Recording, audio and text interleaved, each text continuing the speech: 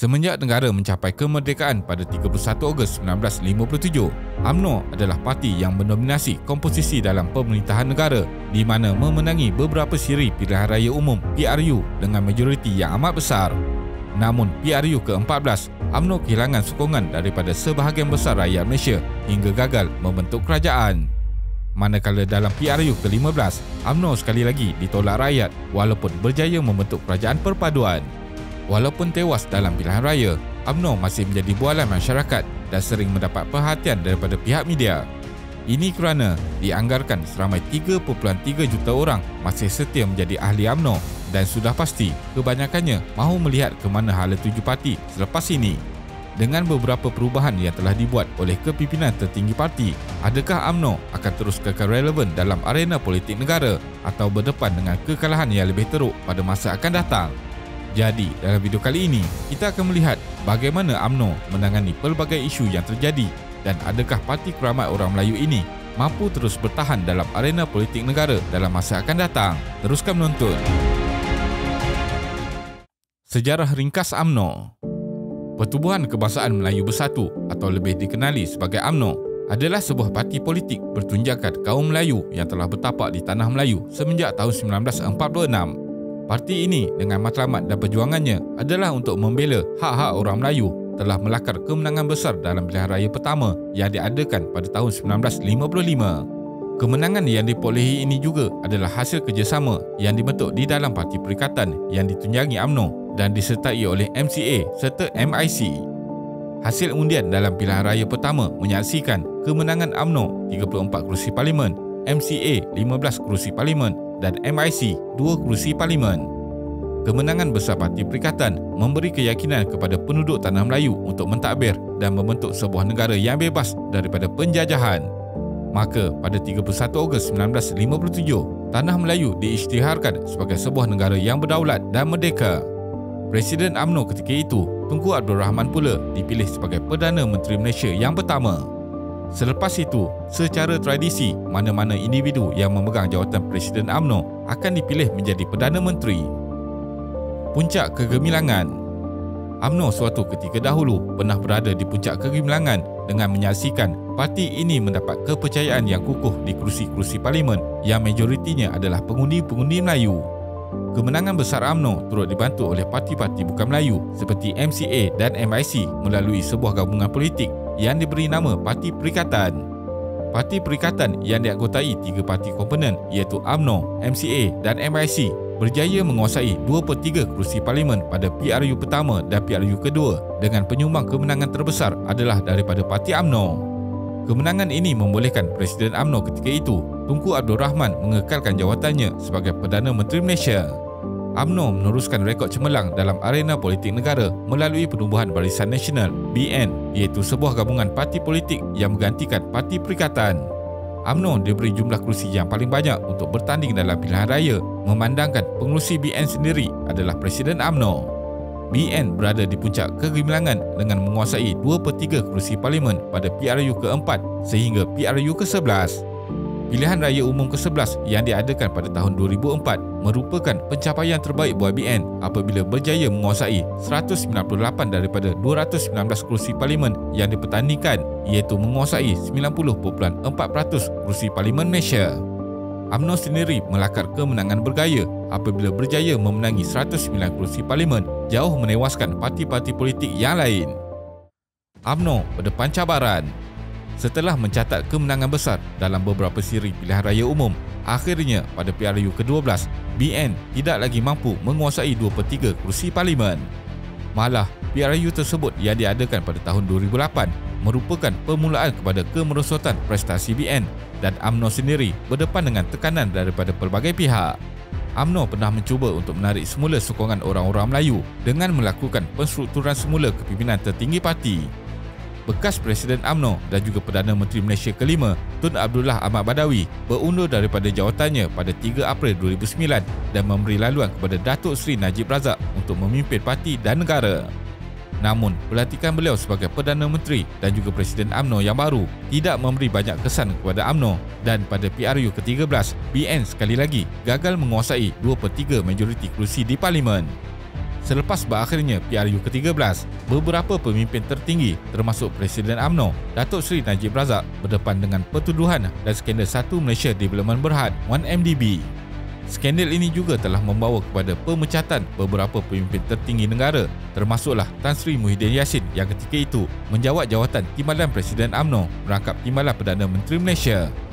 Selain mendapat kritikan hebat akibat skandal 1MDB, kepimpinan negara pada tahun 2014 diuji dengan tragedi melibatkan pesawat MH370 dan MH17 milik MAS. MH370 disahkan berakhir di Lautan Hindi, manakala pesawat MH17 ditembak di ruang udara dan mengorbankan semua penumpang. Bukan sahaja terpalit dengan skandal 1MDB dan kelemahan mengurus krisis negara, kepimpinan tertinggi UMNO yang menerajui tampuk pemerintahan negara berdepan dengan persaingan daripada parti-parti daripada blok pembangkang yang mana semakin kuat di bawah kepimpinan bekas Perdana Menteri Malaysia keempat, Tun Dr. Mahathir Mohamad. Sokongan orang Melayu. Dengan wujudnya beberapa parti baru untuk orang Melayu dalam kancah politik negara, ia akan memberi lebih banyak pilihan buat pengundi untuk mengundi semasa pilihan raya nanti. Kini, situasi ini memberi cabaran buat UMNO kerana perlu bersaing dengan sekurang-kurangnya 4 parti utama orang Melayu seperti Parti Islam Se-Malaysia, PAS, Parti Amanah Negara, Amanah, Parti Pribumi Bersatu Malaysia, Bersatu, Parti Pejuang Tanah Air, Pejuang. UMNO juga perlu berdepan dengan parti-parti campuran seperti Parti Keadilan Rakyat, PKR, Parti Warisan Sabah, Warisan dan Ikatan Demokratik Malaysia, MUDA. Kemunculan parti-parti baru ini memberi kesan besar terhadap landscape politik negara dengan UMNO sendiri kehilangan banyak kerusi yang ditandingi, termasuklah kekalahan di beberapa kawasan parlimen yang selama ini menjadi kubu kuat kepada UMNO. Pada PRU ke-15 yang lalu, UMNO gagal mempertahankan Parlimen Putrajaya, Baling, Padang Terap, Kepala Batas dan Gua Musang yang selama ini menjadi kubu kuat UMNO. PRU yang lalu juga menjadi pilihan raya terburuk buat UMNO kerana bukan sahaja kehilangan sokongan pengundi luar bandar, malahan parti ini tidak berjaya mendapat tempat di hati orang-orang Melayu yang tinggal di kawasan bandar. Hampir keseluruhan calon UMNO yang bertanding di kawasan bandar telah tewas kepada lawan masing-masing seperti di Sungai Buloh, Gombak, Shah Alam, Kapar, Wang Semaju, Johor Bahru dan Muar. Nasib yang sama juga menimpa parti-parti komponen di dalam BN iaitu MCA dan MIC apabila tewas hampir keseluruhan kerusi parlimen yang ditandingi. PRU 15 menunjukkan MCA hanya mampu menyumbang 2 kerusi buat BN iaitu di Parlimen Air Hitam dan Tanjung Piai, manakala MIC hanya mampu memenangi Parlimen Tapah. Secara keseluruhan, BN hanya memenangi 30 daripada 178 kerusi parlimen yang ditandingi dan ini merupakan keputusan terburuk yang pernah dicapai oleh Parti Barisan Nasional. Usaha untuk kekal relevan. Selepas berakhirnya PRU 15, ramai beranggapan UMNO tidak lagi mampu menjadi parti yang berada dalam pemerintahan negara. Ini kerana UMNO melalui Barisan Nasional hanya mampu memenangi 30 daripada keseluruhan 222 kerusi parlimen yang dipertandingkan. Angka ini terlalu jauh untuk Barisan Nasional menubuhkan sebuah kerajaan, apatah lagi untuk mentadbir negara. Dengan menggunakan slogan No Anwar, No DAP, No Bersatu pada PRU ke-15, meletakkan parti ini dalam dilema kerana selain UMNO, tiada mana-mana pihak berjaya memenangi sekurang-kurangnya 111 kerusi parlimen, iaitu syarat untuk membentuk sebuah kerajaan yang baru. Setelah melalui beberapa proses perbincangan, akhirnya kepimpinan tertinggi UMNO membuat keputusan untuk memberi sokongan kepada Pakatan Harapan dan menolak sebarang kerjasama politik dengan Perikatan Nasional. Walaupun keputusan ini mendapat tentangan hebat hingga mencetuskan kritikan terbuka kepada ahli-ahli UMNO di media sosial, namun demi kelangsungan hayat dalam politik, penggabungan kuasa ini tetap diteruskan. Keputusan yang dibuat oleh pucuk pimpinan tertinggi UMNO ini telah memecah tradisi perjuangan parti yang selama ini lantang mengkritik Pakatan Harapan yang boleh dianggap sebagai musuh ketat dalam arena politik negara. Pakatan Harapan pula mengambil sikap terbuka dan menundukkan seketika ego, seterusnya menerima kehadiran ahli-ahli Parlimen UMNO dalam kerajaan. Perkongsian kuasa antara Barisan Nasional, Pakatan Harapan, Gabungan Parti Sarawak dan beberapa parti yang lain dalam kerajaan perpaduan pimpinan Datuk Seri Anwar Ibrahim sedikit sebanyak memberi manfaat kepada UMNO. Dengan mempunyai wakil rakyat seramai 27 orang, UMNO mendapat beberapa jawatan penting dalam kerajaan. Nasib UMNO pasca PRU ke-15.